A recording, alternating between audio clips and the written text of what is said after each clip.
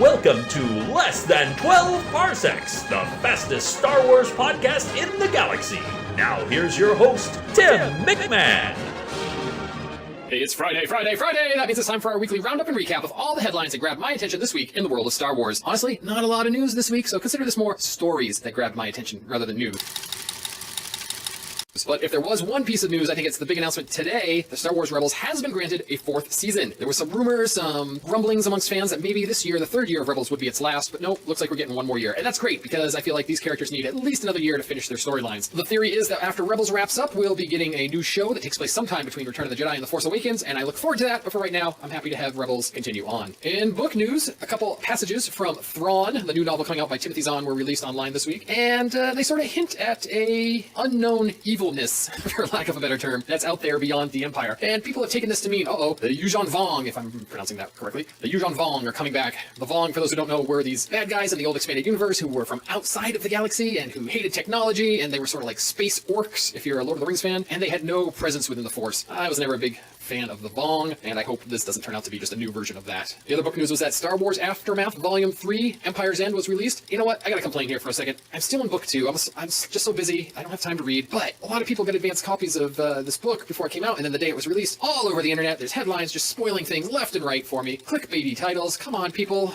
Don't do this. I hate spoilers, and I hate when I can't not see them. Does that make any sense? Anyway, in more fun book news, adult coloring books are all the rage these days. I have a couple myself, some Star Wars themed ones. There's a new one coming out in the fall. It's a color your own Darth Vader book. It looks like they're taking the first issue, or maybe the first few issues of the Darth Vader comic book, taking out the colors and releasing it so you can color it yourself. I will definitely be adding this to my Jedi library. Maybe I'll get two, one to keep, one to color. In Han Solo movie news, the current rumor / probably true story going around is that Michael K. Williams has been cast in an unnamed role. Michael K. Williams, a great character actor. You probably know his face, if not his name. I think his biggest role, his most famous role, was as Omar from The Wire. The Wire, one of the best TV shows of all time, or so I'm told. I actually only watched the first season. I gotta go back to that. And viral video news, two great videos out there this week. How It Should Have Ended. Have you seen this series? The series is hilarious. Anyway, they did their Rogue One episode. What it is, it's an animated show where they take a film and say, you know what, this is how it should have ended. That's the title. You know what, their Rogue One video was pretty good, but honestly, I think some of the jokes were a little too easy. I'm not complaining. I can't do this myself, but I think some of their other videos have been better. The other video going around that you have to check out is from my old friends, the Oral Knots. Now, you've seen videos like this before. People take the R2-D2 scenes and then they subtitle in what they think he's really saying. It's usually pretty jokey. Oral Knots did not do that. What they did is they took all the R2-D2 scenes in A New Hope and re-edited them so that it appears that R2 is actually speaking like C-3PO. He's speaking in basic and everyone can understand him. And it's not played for jokes. I mean, they actually have him saying dialogue that makes sense and fits the scene. And it's so amazing, so well done. You gotta check it out. There's links in the show notes and on 12parsecs.podcast.com. In movie award news, the Oscars were this week, and Star Wars sadly was shut out again. Rogue One was up for 2 awards and did not win either. It's like a 33-year shutout for Star Wars at the Oscars. Man, oh man. Hey, maybe the franchise's luck will turn next year, because J.J. Abrams has been saying that Mark Hamill could quite possibly win an Oscar for his performance in The Last Jedi. Hey, before you scoff at that, think about it. If Luke Skywalker is like Obi-Wan was in A New Hope, it could happen. Remember, Alec Guinness was nominated for Best Supporting Actor for his role as Obi-Wan in Star Wars, so good luck, Mark Hamill. Hope it comes true. But the Oscars are never really that kind to genre films and sequels and such. But you know who is? The Saturn Awards. The 43rd Saturn Awards are coming up in June. The nominations came out recently. Star Wars as a whole is up for a dozen awards. So good luck, Star Wars. I'm sure you'll take something home. It would be a complete shame not to. In trademark news, if that's such a thing, Star Wars Rivals has been registered by Lucasfilm. Star Wars Rivals. People are wondering what that could be. Sounds like it could be a video game to me. Doesn't sound like a good movie title. Probably a game or a toy line. We'll find out. In charity news, Jez Allenson, the running Stormtrooper, last year he ran the London Marathon in a full set of Stormtrooper armor. This year, for the 40th anniversary of Star Wars, he's trying to run a 40-mile loop around Pinewood Studios. He's doing this all for charity, of course, because that's what Stormtroopers do in the real world. His hope is to raise £10,000 for Make-A-Wish in the UK.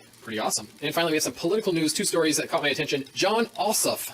Forgive me if I'm mispronouncing your last name, John. He is running for office in the state of Georgia. He's participating in a primary vote next month. Well, he's a young guy. I think he's only about 30 years old. And the opposition party found some video of him from his college days. And in this video, he's cosplaying as Han Solo, doing some skits with some friends in his, his theater group or something. And the opposition party is like, oh, look at this nerd making fun of him. Come on, people. We've moved past this. If anything, it's actually rallied support to the guy from younger voters for whom cosplay is just a normal part of life these days, and of course from fellow Star Wars fans. John struck back this week with some web videos where he takes pride in his role as Han Solo, and in fact he points out that Han Solo was the good guy. So there you go. Good luck to you, John.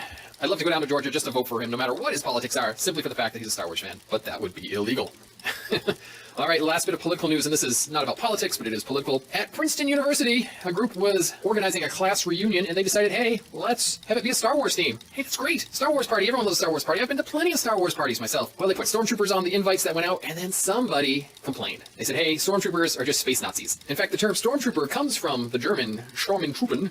No, I make it, that's wrong. But, it does in a way. Look it up. Anyway, so people complaining, and so the organizers of the party said, all right, fine, you ruin it for everybody. We're not going to have a Star Wars party. I'm not going to take a political stand here, but I got to tell you that the extremes on both the left and the right annoy me. Why can't people just use common sense and all get along in the middle? All right, off my soapbox now, because that wraps up this week's news that grabbed my attention. Was there any headlines that you saw that you think are worth commenting on? I want to know. Email me at 12parsecs@gmail.com or connect with me on any of my social media accounts. All the links can be found on my website, 12parsecs.podcast.com. Thanks for listening. Utini!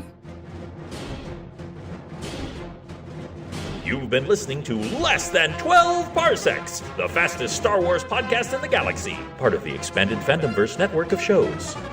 For links and show notes, visit our website, 12parsecsPodcast.com. Follow Less Than 12 Parsecs on Twitter at 12parpod, on Instagram at 12parsecsPodcast, on Tumblr at 12parsecsPodcast, and find us on Facebook as well. And please let us know what you think. Email us at 12parsecsPodcast@gmail.com.